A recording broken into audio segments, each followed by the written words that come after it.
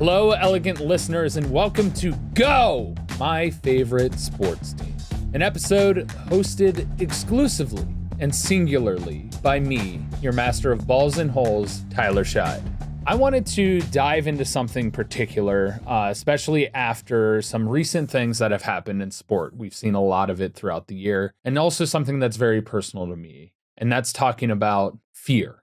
I am afraid. And there's a lot of things that I'm afraid of, and we're going to get into that later. But one of the biggest things that happens in sports, and a lot of people think of when it comes to sports, particularly extreme sports, is the factor of fear. We kind of touched on this a bit when we talked to Alex Honnold, in the sense that how he sees fear and how he evaluates things. I know in his documentary, they do an MRI scan of his brain, trying to see his response to certain things that normal people are afraid of, and talking about the factor of the fear that goes into free soloing.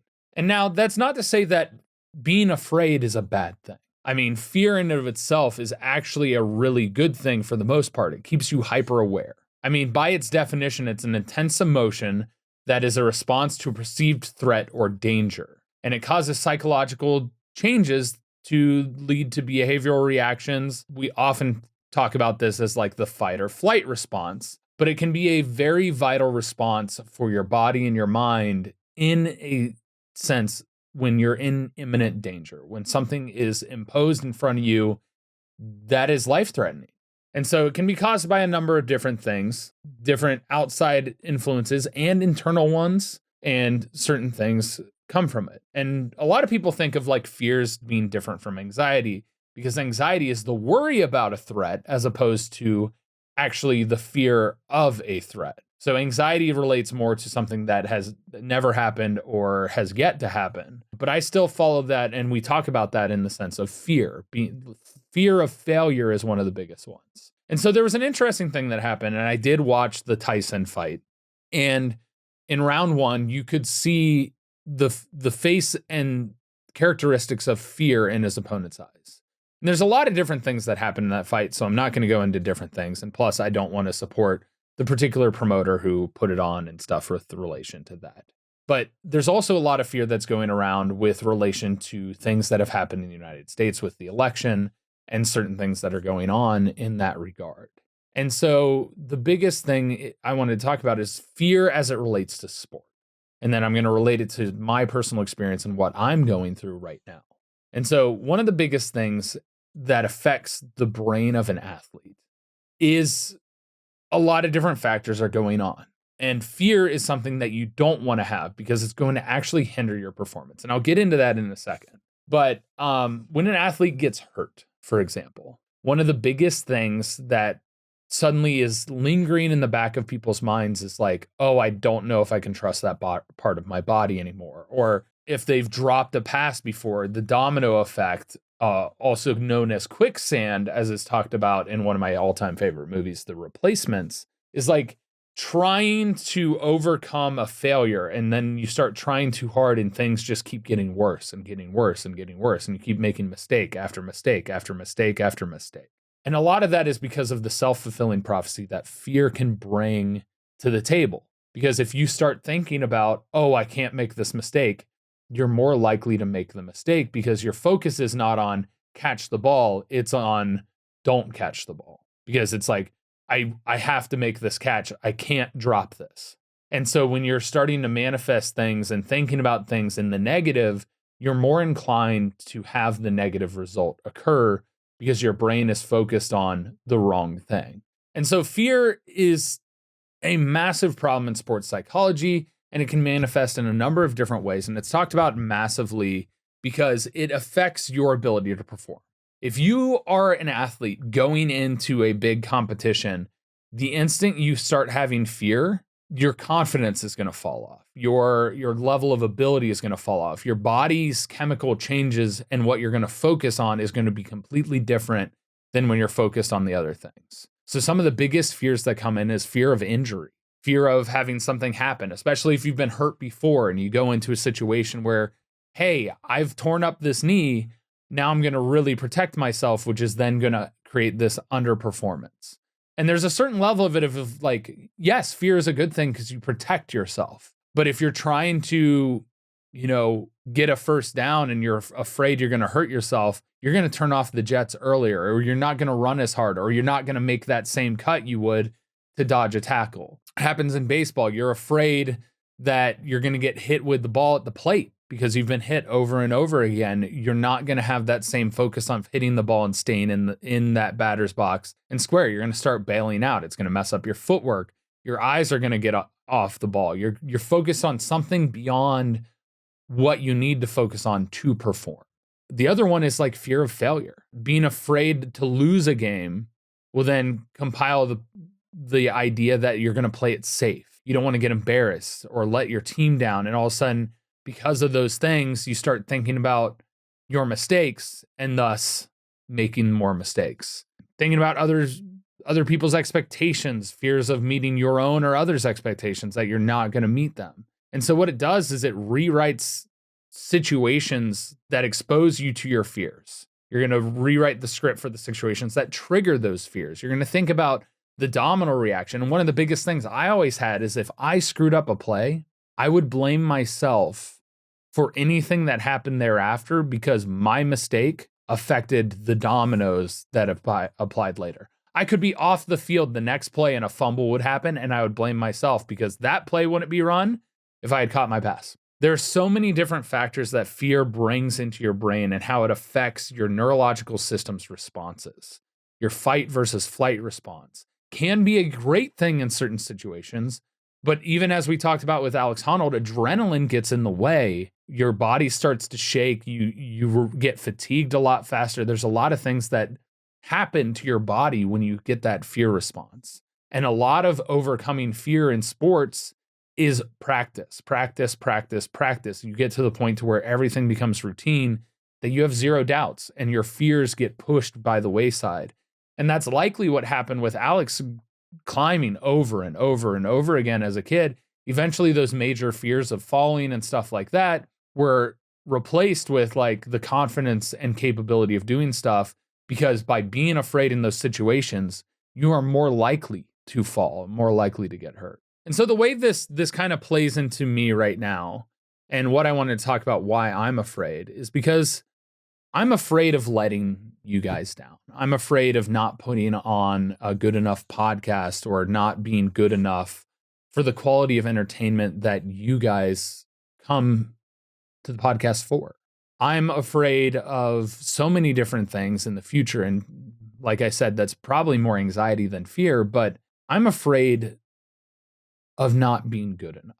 I'm afraid of failing in my own mind of what I deem success is. And I'm afraid of being overlooked. And there's nothing wrong with being afraid. And it's really hard for a lot of people to admit their fears. And I just wanted to take this opportunity to kind of be vulnerable because, this podcast has found success in such a short time, but we're just about a year or so left of our contract. And I have to sit here and think, well, what happens then? What happens next? Am I good enough to get re-signed? Is this podcast good enough to get re-signed? For the earliest time, like early on with the Jacuzzes, I was afraid for the longest time of making a mistake because so many times I misspoke or I said something that was wrong and people jumped all over me. The pronunciation thing, for example, was a big thing. And it's really funny. I laugh about it now. And I can really only thank Mark enough for putting me in a position to be like, no, that's a funny bit. Like, you shouldn't feel self-conscious about making a mistake. Every single person in the world makes a mistake. And at the end of the day, I only have so much time to prep and do everything. And even if I prep, sometimes in the midst of talking, I just flub what should be said, or I flub what I'm trying to say. But I think my biggest fears that I face now is inadequacy, not doing enough or not being capable enough in the other ventures that I want to do. And part of that holds me back from pursuing them. I get to a point to where I feel like, okay, I'm starting to improve. And then somehow I just fall off of it. I did that with music. I mean, I had goals for 2024 and I talked to you guys about them and I feel like I've failed every single one. That book that I'm writing, I've just continued adjusting the outline and the concept. I haven't actually started writing. And it makes me think about how many of you guys potentially out there are afraid to try something new, to put yourself out there, to attempt a sport that you know nothing about, or enter a conversation about a sport that you don't know a lot about, or feeling like you're not good enough to ask a question. There's so many people out there that are afraid to ask questions and have conversations about the deeper whole.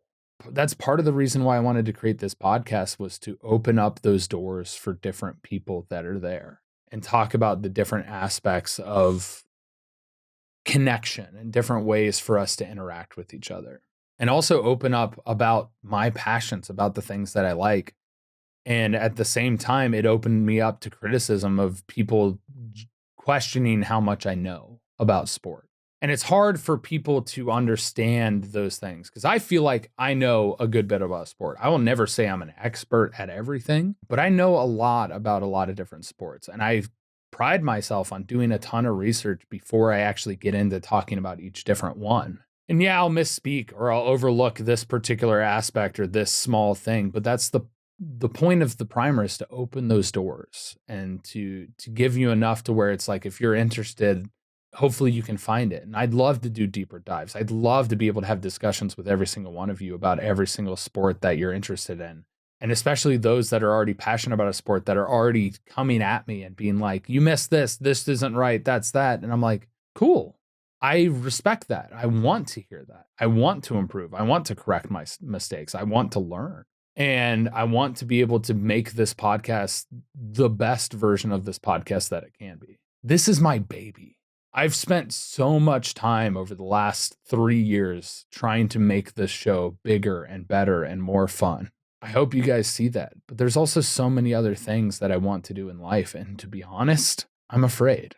I'm afraid I'm not going to find the success that I feel like I need from those other projects. I'm afraid that I'm not liked and I'm tolerated. I'm afraid of simply not being good enough in my own eyes and also in the eyes of other people. And so sometimes that stops me from really pursuing something. I've had conversations with people and they tell me not to do this or not to do that. It's all luck or it's all this.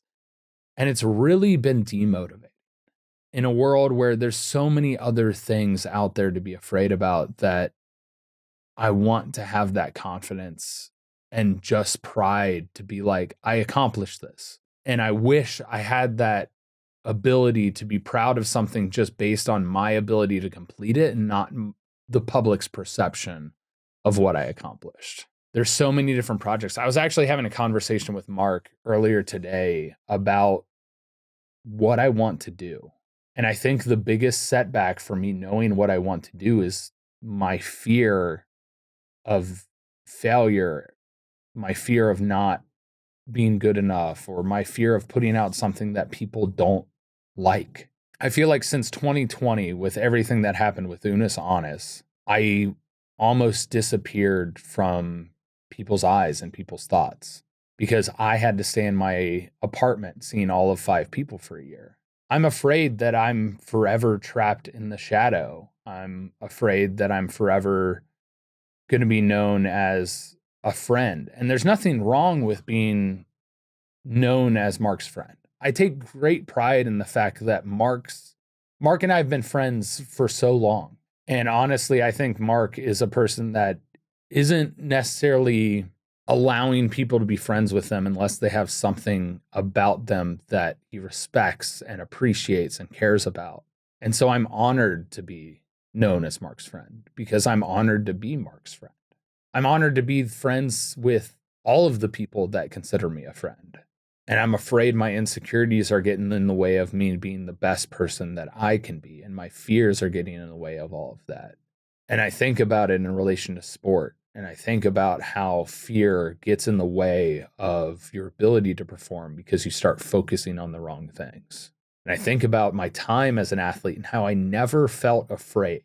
In a goal, when I'm getting 50-mile-per-hour water polo balls thrown directly at me, I never had a semblance of fear.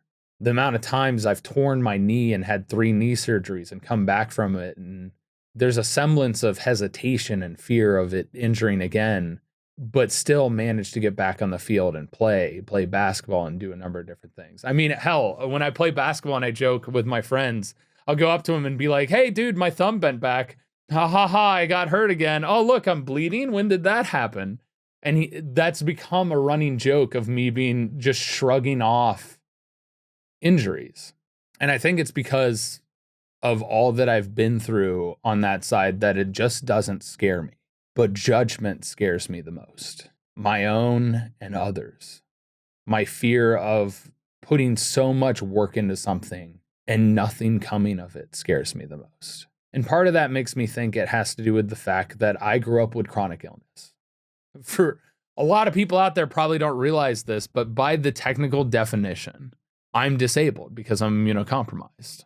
And, I want to talk about things like the Paralympics or the Special Olympics or other games where athletes are having to overcome stuff that's different from and do stuff differently than the normal athlete, the everyday average person does. But it's hard to talk about.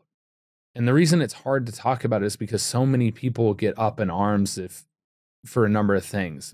Me, for one, and different people that I've talked to, Steve and Spawn being one of them. Yeah, we're disabled, but we don't want to be told that, oh, it's amazing you did this in spite of this setback. We know we're different, but we just want to be amazing for being able to do that in general. And so it's hard to talk about and really put into perspective what these athletes are doing in the Paralympics and in the Special Olympics and all of those different levels of sport when they have different ways they have to do something, but they've never known anything different.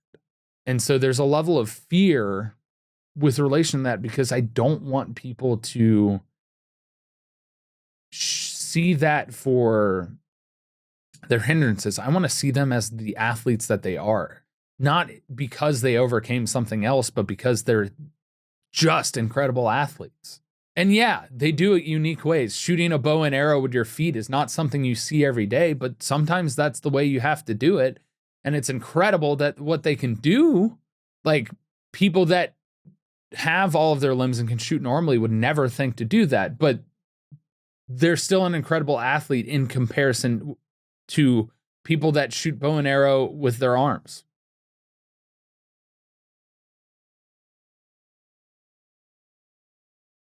Anyway, there's a lot of fear that's going on in my life right now. And there's a lot of fear that I've experienced throughout my life.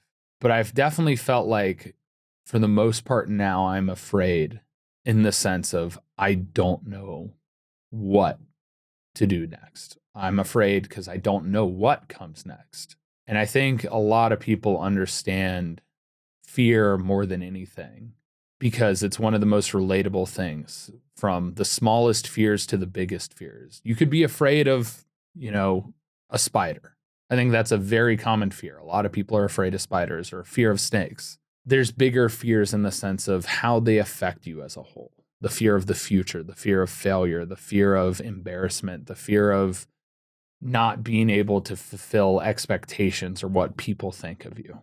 And that carries across sport. That carries across everything. And I don't know. I just kind of wanted to talk about fear as it relates to athleticism, because fear is seen as such a negative thing in sport and how it negatively impacts you beyond just performance. It impacts you mentally, which then leads to the negative performance. And it kind of dominoes onto each other and feels like you're trapped in quicksand. Boxers go into a ring, and before a fight, you can be afraid of what, can happen in the fight. But when you're in that fight, if the instant you get afraid, the instant the fear response happens, your guard is completely altered.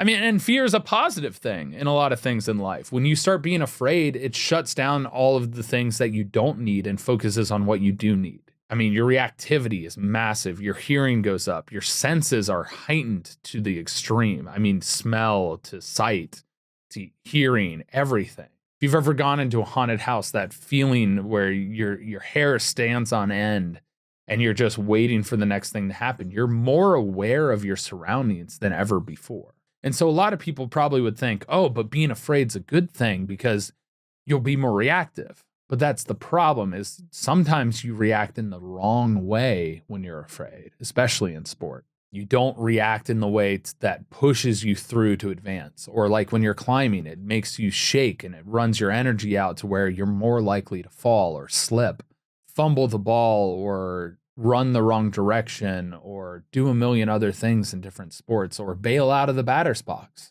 or not make the catch in the outfield because you ran into the wall really hard, or you found a divot in the field. You know, you start thinking about things that are outside of the realm of sport itself. And much like us in life, we start thinking about things outside of what is the ultimate goal and start thinking about things outside of our control. I think it's important for people to recognize the impact that has on athletes, the impact that has on sport, but also the impact that has on us as individuals, as entertainers, as performers, as people in everyday lives of work and various other things that we do, how much fear can impact what we do. I don't know. I feel like I've been rambling about fear for so long that I probably lost all of you guys, but you know, there's so many things that fears affect. Like, its main thing is to protect you, signal you for danger or for threat, or to trigger an appropriate adaptive response in quick time. Like we said, the fight or flight. And overcoming it can be hard. Some can take logic and reason. It's usually the best way, but sometimes it takes a lot more. It takes something else in ourselves to pull out of it, to gain confidence, to gain momentum, to gain something that can help us overcome what is in our way. It's going to influence your behavior, going to influence your body, can influence so many things. I just wanted to make it understanding that, like, I think everybody has fear. I think there's a level of being afraid that's okay. And being able to talk about our fears is even more important because we can help each other. And that's literally why I love team sports so much, because even if I screwed up, even if I felt like I wasn't doing enough, somebody could pick me up. Somebody was there and would make a great play or make up for my mistake or just come over and talk to me. I think that's friendship. I think that's society. I think that's us as a whole, as our community. There's a lot we're afraid of right now. There's a lot of things that are constantly happening in the world that we have no control over. But what we can do is work together, be there for each other, be a team, fight for,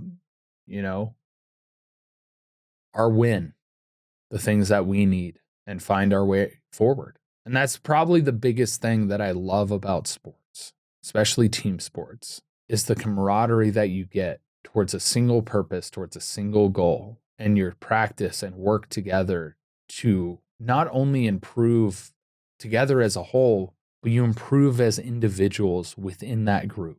You get stronger lifting with somebody else. You're more motivated. You push yourself harder.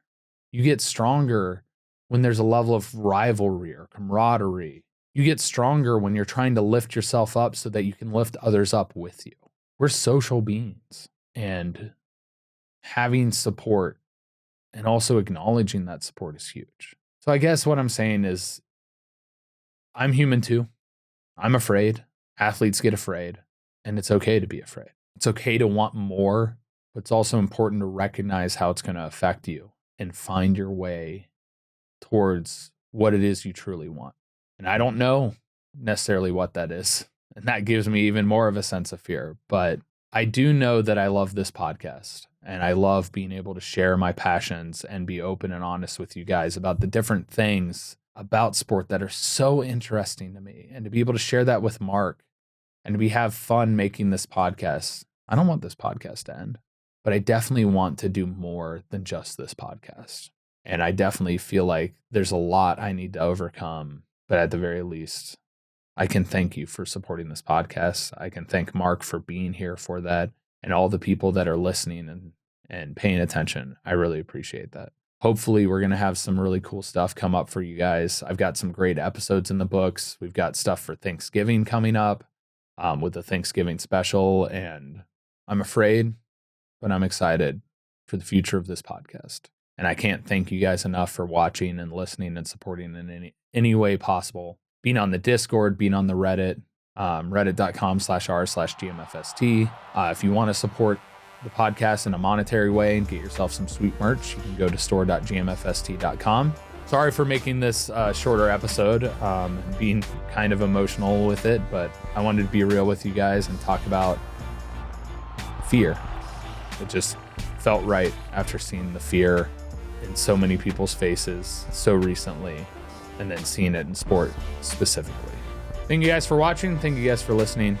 I hope you guys enjoyed this episode. Again, apologies that it's a pretty short one, but thank you guys. And I'll see you in the next episode. Bye.